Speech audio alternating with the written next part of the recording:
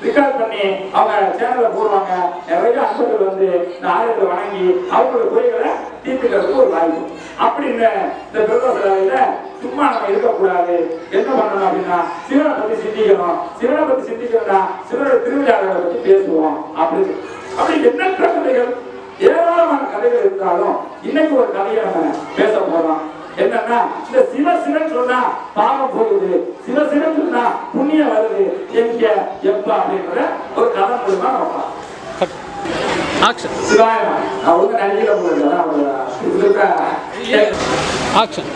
கோயிலுக்கு போனா உங்க ஐயாவுக்கு வேற மாதிரி மரியாதை. உங்க ஐயாவுக்கு நானே இங்கதான் நீங்க ஐயாவை பாக்குறீங்க, வேற கோயிலுக்கு போனா ஐயா வேற லெவலு இல்லையா? அது போது பெருமை. நம்ம ஐயா வந்து நீ வேற கோயில போய் வேற லெவலில் இருக்காரு பெருமை தானே. அதனால அந்த பெருமையை அவங்களோட ஷேர் பண்ணிக்கிறேன். அப்ப கஞ்சனூர் என்ற ஒரு ஊர், அந்த ஊர்ல மொத்தமா வைணவர்கள் யாரு? ராம ஜெய ராம ஜெய ஜெய ராமா அப்படின்னு சொல்றோம். சொன்னா தப்பா? தப்பு இல்லை.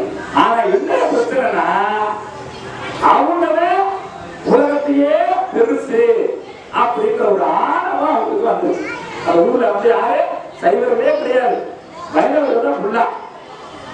அப்ப அவங்க என்ன அந்த ஊர்ல வைணவர்கள் ஃபுல்லா இருக்காங்க அவங்களே அப்படின்னு எப்பவுமே அந்த ஒரு இது.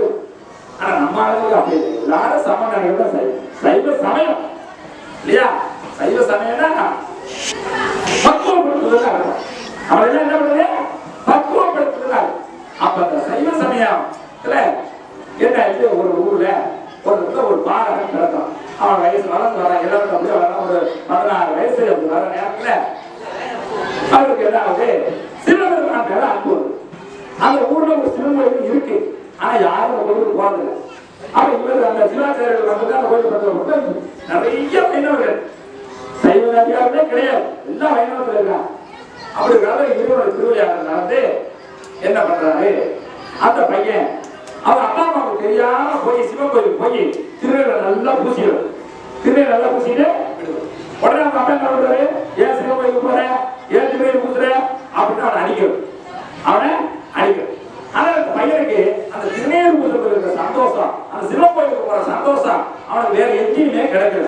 அப்ப என்ன பண்றான், தன்னுடைய தாய் தந்தைக்கு தெரியாம பேரு அந்த பையனோட பேரு சுதர்சன் அப்படின்ற பேரு. சுதர்சன் ராமன் ஒரு வாலி. அவன் என்ன பண்றான், அவர் அப்பாவுக்கு தெரியாமையே கோயிலுக்கு போய் ஒரு மணி நேரம் 2 மணி நேரம் கோயிலே இருந்து நல்லா சந்தோஷமா சிவனை கண்ணார கண்டு நல்லா சேவிச்சுட்டு திருநீரை பூசிட்டு வீட்டுக்கு வரும்போது முகத்தை கழுவிட்டு வந்துடுவான். வீட்டுக்கு வரும்போது என்ன பண்ணுவான், முகத்தை கழுவிட்டு வந்துடுவான்.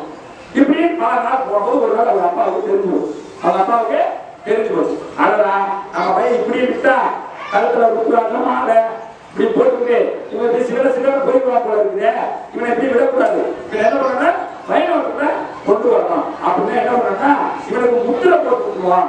2 பக்கமே சங்கு சக்கர முத்திரைய போட்டு நாளைக்கு அப்படின்னு முடிவுட்டார்.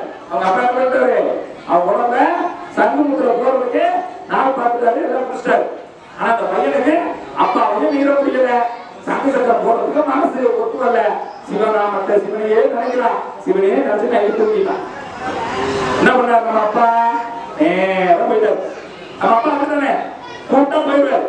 நேரம் போயிட்டு அப்பா என்ன பிரச்சனை, சாமி எங்க அப்பா இப்படி சொல்றாரு, என்னால திருநெல்வேலி பூசாம இருக்க முடியுமா, திருநெல்வேலி திருமணம் தரிக்கிறது பெருமை முடியாது, இப்படி சொல்றாங்க, என்ன செய்யன்னு சொல்லி அழுகுறான். சாமி குழந்தை அந்த விடுமா, ஏற்கனவே பாடம் நடந்ததுக்கு கடலையே கொடுத்தவராச்சு நம்ம சாமி. என்ன பண்ணாரு, ஒன்னும் பிரச்சனை இல்லை அப்படின்னு சொல்லிட்டு நானே ஒரு முத்திரை போடுறேன், உங்க அப்பா என்ன போடுறது நான் போறேன்னு சொல்லிட்டு ஒரு பக்கம் சூடாயிரத்தி ஒரு பக்கம் நந்தி வடிவ போட்டு விட்டு போயிட்டாரு. யாரு, சாமி வந்தவரு ஒரு பக்கம் சூடாயிரத்தி ஒரு பக்கம் நந்தி வடிவ போட்டு விட்டு போயிட்டாரு. இவனை காலையில எதிர்த்து பார்த்தா ஆமா நைட்டு சாமி கனவுல வந்துச்சு, நமக்கு சூடாயுதம் போட்டுச்சு, நந்தி வடி போட்டுச்சு, உண்மையா பார்த்தா உடம்புல சூடாயுதம் நந்தி வடி இருக்கு. அப்ப நைட்டு சாமி வந்தது உண்மை, கொடி போட்டது முத்திரை போடுறது உண்மை. அப்ப என்ன பையனுக்கு அரை போறான், அப்ப ஈசனே எனக்கு நேரில் வந்து நந்தி கட்டிடுவான் சூடாயிருக்கீங்க முத்திரை வச்சு போயிட்டா, இனிமே நான் எதுக்கு பயப்பட சொல்லி நல்ல வீட்டுல இருந்த திருநீரை பூசிட்டு அவங்க அப்பாவுக்கு முன்னாடி போய் ஜம்முன்னு உட்காரலாம். அவன் அப்பா பின்னாடி போய் சம்பளம் உட்காந்தான். என்னடா பண்ணியிருக்க, என்ன பண்ணியிருக்க, அவன் கிளியை கூட்டக்கூடாது போடக்கூடாது சொன்னல, நீ அதை மீறி செய்ய என்ன தைரியம் உனக்கு? அப்பா போப்பா, நான் என் சிவபெருமான் எனக்கு என்ன பண்ண தெரியுமா, சிவபெருமான் நினைச்சு அழுத்தேன். என்னால் திடீர்னு புதுசாக இருக்க முடியாது, என்னால் ருத்ராஜாரியாக இருக்க முடியாது, அதனால சாமி நினைச்சு அழுவேன். சாமி வந்து பாரு எனக்கு சூடாயுதத்தை போட்டு போயிடுச்சு. சாமி வந்து எனக்கு சூடாயுதம் நீ முத்திரம் போட்டு நினைச்ச, சாமி எனக்கு முத்திரம் போட்டுச்சு. இங்க பாரு சாமி எனக்கு நந்திகை போட்டுச்சு. என்னது சாமி வந்து ருத்ராஜம், இதை நான் நம்பணும், நீ சொல்ற அதை நான் நம்பணும் அப்படின்ட்டு நம்ப மாட்டேன். அப்ப ஆமப்பா இதால உண்மை, சாமி வந்தாரு போட உண்மை, அதெல்லாம் நான் நம்ப முடியாது. சரி நம்பணும்னா நான் என்ன செய்யணும்? சாமி சிவபெருமான் வந்து நமக்கு ருத்ராஜம் போட்டுச்சு வந்தோடனே அந்த தைரியம் வந்துருச்சு. அப்ப என்ன பண்ணணும்? அப்படியா இவா நல்லா படுக்க காத்துறேன் ஒரு சேவை, அதுல நீ உட்காரு. நல்ல சேவை இருக்கு, சேவை என்ன பண்றேன் நல்லா அடுத்த தகவல் காய்ச்சி படுக்க காத்துறேன், அதுல நீ உட்கார்ந்து உங்க அப்பா வந்து சூடாயில போட்டாரு, சாமி வந்து சூடாயில சொல்லு, அப்ப நான் நம்புறேன், அப்ப நான் நம்புறேன். சரி சொல்லி ரைட்டு, எங்க அப்பா வேணா நீ என்னென்ன பண்ணிக்கிட்ட அதே மாதிரி என்னாச்சு, இந்த மாதிரி ஒரு சேரை நல்ல படுக்க காய்ச்சி கொண்டு வச்சா அதுல அந்த சுந்தரேசன் பையன் என்ன பண்றாரு, ஏறி உட்கார்ந்து மட்டும் இல்ல எந்திரிச்சு நின்றுட்டு நல்ல ரத்தம் ஆகாத ஒண்ணு ஒரு பொக்கல வரல, ஒரு சூடு வரல, ஒண்ணுமே செய்யல, ஒண்ணுமே வரல. அப்ப என்ன ஆயிடுச்சு, அந்த ஊர்ல உள்ளவங்க எல்லாம் அவன் ஏத்துக்கிட்டாங்க.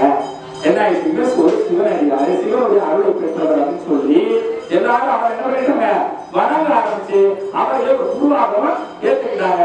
அவர் என்ன பண்ணாங்க, அனதத்தன்ற பேரு அவன் மாற்ற, சுந்தரேசன் பேரு என்ன ஆகி அனதத்தன்ற பேரு அவனுக்கு நாமம் கொடுக்குறாங்க. ஊரில் உள்ளவங்க கொடுத்து இருக்காங்க. அவங்க சிவனடியாராக அந்த ஊர்ல நியாயம் நேர்மை உண்மை ஒழுக்கத்தோடு சைவ தொண்டை பரசாக்கிட்டு சைவத்தை பத்தி சிவத்தை பத்தி பேசிக்கிட்டு இப்படியே வரான்.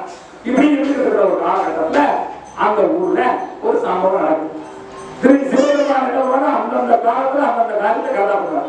என்னன்னா வைணவ குலத்தை சேர்ந்த ஒரு பையன் புல்லுகளை தூக்கிட்டு நடந்து போறான். புல்லுகளை தூக்கிட்டு நடந்து போறான். அங்க ஒரு சில மாடு, அதாவது நிறைவான கற்பமா இருக்கிற ஒரு நிறம் மாடு அந்த இடத்துல படுத்து, இதை கவனிக்காம போன அந்த வாதி வேணும் என்ன பண்ணிட்டா, கயிறு காலில் சிக்கி அந்த மாட்டு மேல விழுந்துட்டான். மாடு படுத்து மாட்டு மேல விழுந்துட்டான். விழுந்தவன என்ன ஆயிடுச்சு, அந்த புழுக்களுக்கும் அவன் மாட்டு மேல விழுந்து அவனை விழுந்தவன அந்த கற்பவதியா இருந்த பசுமாட்டு வயிற்றுக்குள்ள இருந்த கண்டுபிடி வயிற்றுக்குள்ளேயே சேர்த்து போச்சு. வயிற்றுக்குள்ளேயே சேர்த்து போச்சு. இது ஊர் ஊரா பரவிடுச்சு. என்ன ஆகி போச்சு, இந்த மாதிரி பசுமாட்டுக்குள்ள இருந்த கண்டுபிடி இறந்து போச்சது ஊர் ஊரா தெரிஞ்ச உடனே ஒரு பசுவுடைய கட்டை கொண்டா என்ன ஆகும்னா பிரம்மகத்தி தோசம் குடிச்சிருவோம். பிரம்மகத்தி தோசம் அதாவது பசுமாடு அடிக்க கூடாது, பசுமாடு உடச்சிடும். அப்ப பிரம்மகத்தி தோசம் வந்ததுங்க ஊரை விட்டு ஒதுக்கி வச்சுட்டாங்க. ஊரை விட்டு ஒதுக்கி வச்சுட்டாங்க. அப்ப ஊரை விட்டு ஒதுக்கி வச்சவங்க என்ன பண்ணாங்கன்னா, அவன் பாக்குறேன் நமக்கு ஒரு நாளை வேணும்னா இந்த அனதத்தினாலதான் முடியும் சொல்லி நேரம் அனதத்தில் எங்க இருக்கிறான்னு சொல்லி தேடி போய் அவனை முறையிடலாம் அப்படின்னு சொல்லி அவன் வர்றான். அப்படி வரும்போது இப்ப மாதிரி நம்ம மாதிரி வீடு எல்லாம் அப்பதான் பெருசு பெருசா மாற வீடு, குடிச வீடு. அதை புரிஞ்சு போகாம போகும்போது வாசற்படியுடைய நிலப்படிய நல்லா முட்டிட்டான். நல்லா முட்டிட்டான். அப்படி முட்டுனா என்ன ஆகுனா, ஐயா முட்டும் போது என்ன பண்ணிட்டாங்க, சிவசிவன் சொல்றான். முட்டும் போது என்ன சொல்றான், சிவசிவன் சொல்றான்.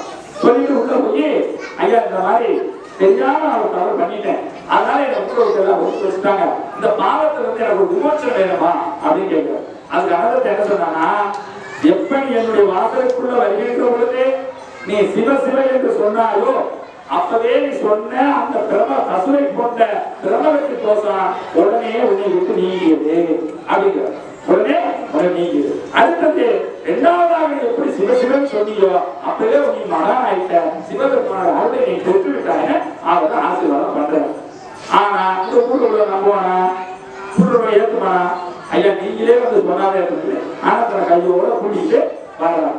மற்ற ஊர்ல உள்ளவங்களை கூப்பிட்டு சொல்றாரு, இந்த மாதிரி அவன் செஞ்ச தவற உணர்ந்து அதை இன்னும் குறிப்பா இருக்கு. இந்த சிவன் சொல்றதுல அடியார் முன்னிலையில நீங்க ஏதாவது சிவனடியார் பாத்தீங்கன்னா சிவசிவா சிவாய நமச்சிவாய அப்படிங்க சொல்லணும்.